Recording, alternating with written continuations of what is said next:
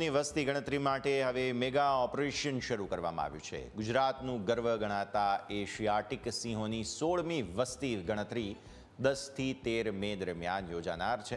3000 જેટલા કર્મચારીઓ 700 ટીમમાં વહેંચાઈ અને સૌરાષ્ટ્રના 3400 ગામમાં ઉતરશે।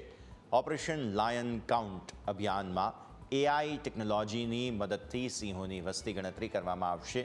દરેક સબ ઝોનમાં હાઈ રેઝોલ્યુશન કેમેરા મુકાશે, જેથી દરેક સિંહના સ્પષ્ટ ફોટો મેળવી શકાય અને ડુપ્લિકેશન ટાળી શકાય। આ ગણતરી 2 તબક્કામાં 24 કલાક ચાલશે। વન વિભાગ સહિત અન્ય એનજીઓ આ કર્મચારીઓ પણ ઓપરેશન લાયન કાઉન્ટમાં જોડાવાના છે।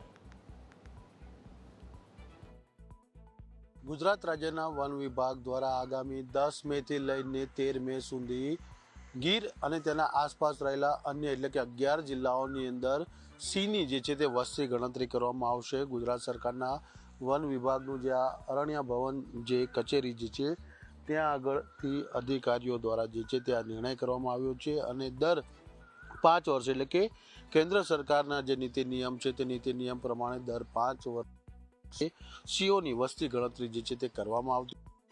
છેલ્લે વર્ષમાં સિંહોની વસ્તી ગણતરી કરવામાં આવી હતી, ત્યારબાદ વર્ષ 2020માં વસ્તી ગણતરી કરવાની હતી, પરંતુ એ વખતે કોરોના મહામારીના કારણે જે છે તે વસ્તી ગણતરી નથી થઈ શકી, પરંતુ પૂનમ અવલોકનના માધ્યમથી જે છે તે સિંહોની ગણતરીનો અંદાજ લગાવવામાં આવ્યો હતો, જેની અંદર 674 જેટલા સિંહ હોવાનું સામે આવ્યું હતું। જો કે આગામી 10 મેથી લઈને 13 મે સુધી જે છે તે વસ્તી ગણતરી સિંહોની હાથ ધરવામાં આવશે।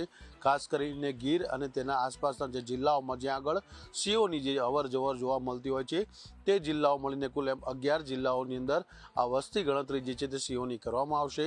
જો કે વન વિભાગના અધિકારીઓનું અનુમાન છે કે સિંહોની સંખ્યામાં પણ જે છે તે વસ્તી ગણતરી દરમિયાન વધારો જે છે તે જોવા મળી શકે છે। કેમેરામેન લાલા ભરવાડ સાથે મલ્હાર વોરા, ન્યૂઝ કેપિટલ, ગાંધીનગર।